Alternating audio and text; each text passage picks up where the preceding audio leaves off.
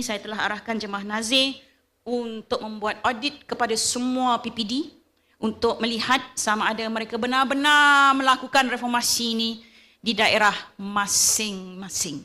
Jadi nantikan kehadiran mereka di kawasan ataupun di PPD anda. Baik.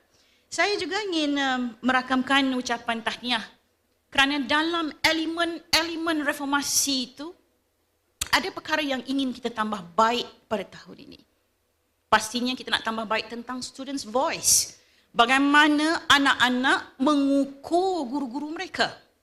Bagaimana anak-anak memberikan penilaian prestasi kepada pentadbir mereka.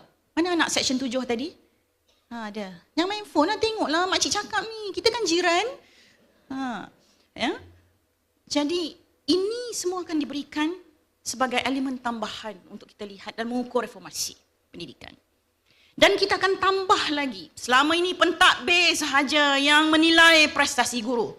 Tetapi kali ini guru akan menilai prestasi pentadbir. Memberikan hak yang kita sebut sebagai teacher support and teachers care ini untuk memastikan juga ada timbal baliknya. Ya? Selama ini keadilan itu yang dilihat tidak menyeluruh.